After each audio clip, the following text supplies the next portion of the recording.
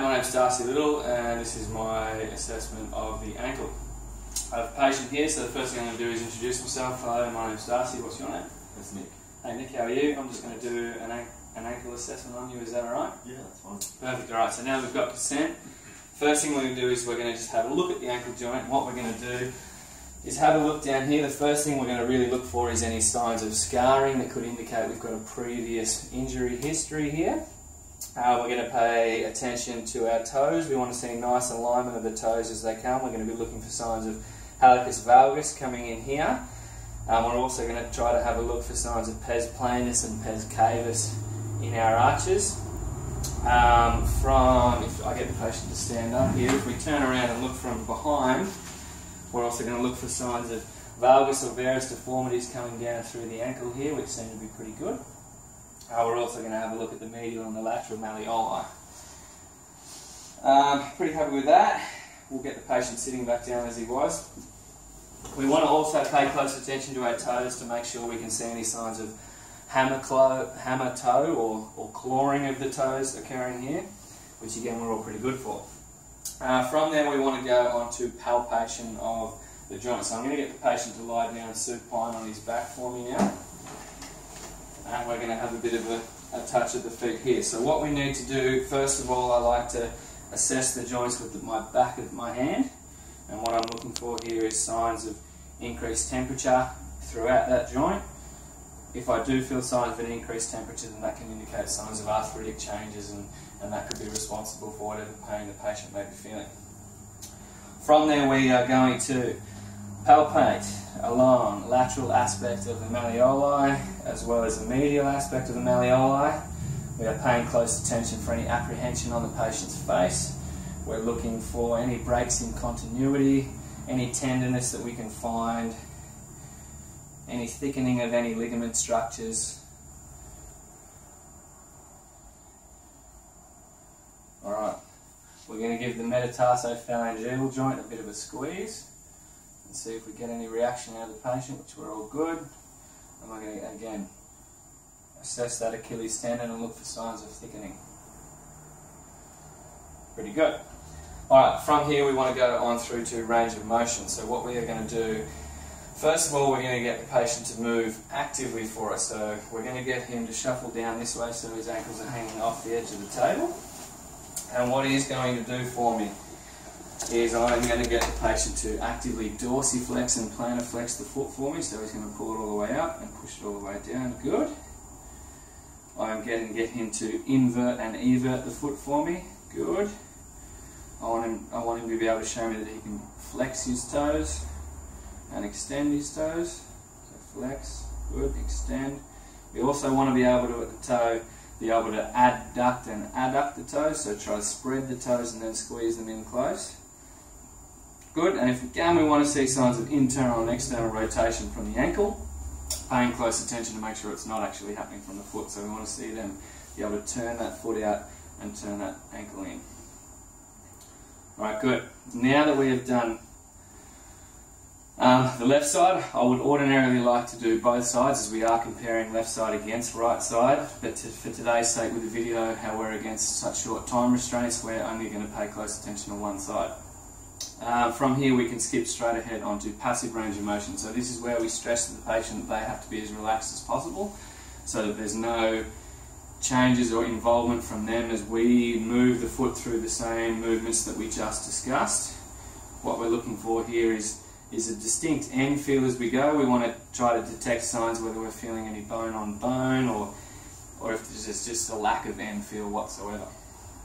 So we can go through dorsiflexion, plantarflexion, inversion of the ankle, eversion, flexion of the toes, extension, abduction and adduction, and then try to externally and internally rotate the ankle.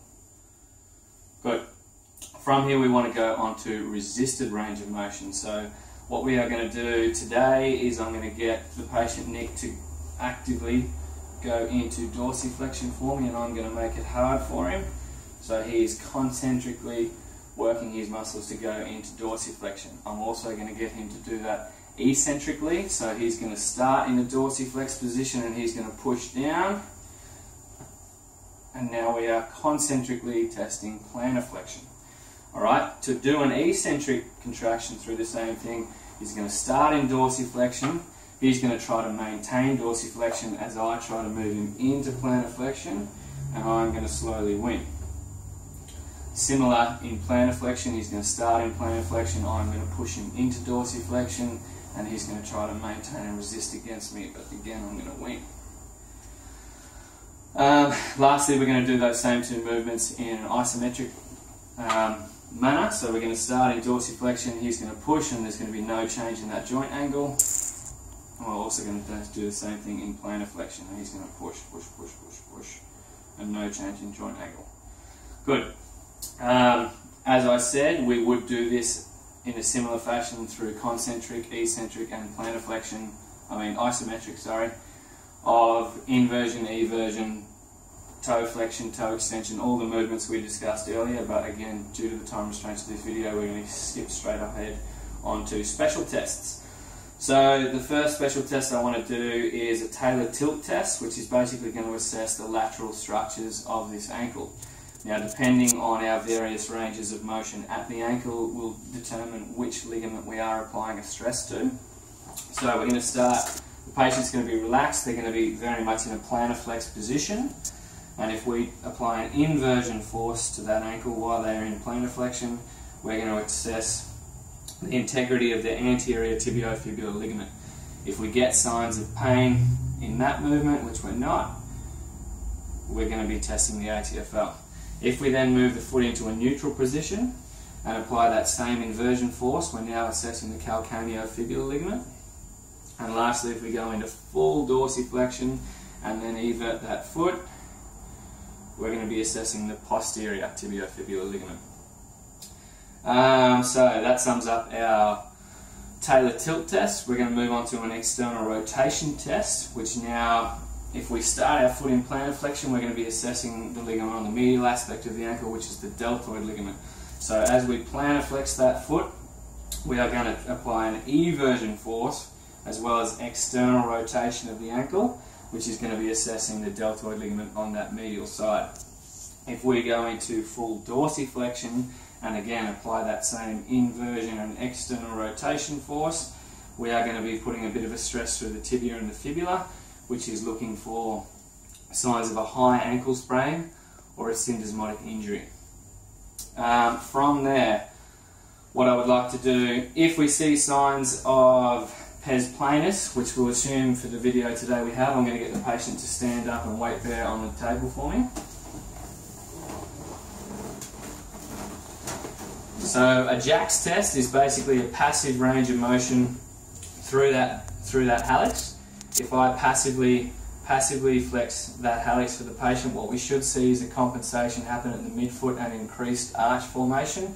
We should also see external rotation of the tibia occur every time I move that hallux up, which we are seeing on this side. Right, the last test we're going to do is get the patient lying down prone on the table. Lying down prone, so they're going to be on their stomach. Okay, and what we're going to do is a Thompson test or a calf squeeze test. So basically we're going to ask the patient to be nice and relaxed, and we're going to squeeze this calf, and as you see we should be able to see that foot move into plantar flexion. If we didn't, that would indicate that there's a rupture of the Achilles tendon, and then that is why that plantar flexion movement is not occurring. We're going to get the patient to roll over onto their back again now. For a quick neural test, which is called a clonus test. So basically what we're going to do with a clonus test is we are going to passively go into dorsiflexion and plantar flexion of the foot, and then we're going to follow that with a rapid dorsiflexion, and we're going to look for signs of repeated tremors and uncontrollable changes from dorsiflexion to plantar flexion. So again, plantar flex, dorsiflex, and then a rapid dorsiflexion, which we're not seeing, which is a good sign today. We're now going to get the patient to stand up on their feet. What we can do here is a single leg hop test. So I'm going to ask Nick to just get in his right leg and just hop up and down for me. This is a really good test to test the structural integrity and the stability of that ankle joint. We're also going to look at the left-hand side. Very good. We're also going to do a gait assessment, so we're going to get Nick to move out to the corridor now. and he's just going to walk up and down the hallway. Off you go, Nick. We're looking for Nick's ability to accelerate and decelerate. We're going to pay close attention to the way he turns, looking at his swing and his stance phase, basically really keeping an eye out for any asymmetries that we can see between left side and right side. That concludes the ankle assessment. From here I would like to take further investigations into the joint above, being the knee joint. Thank you.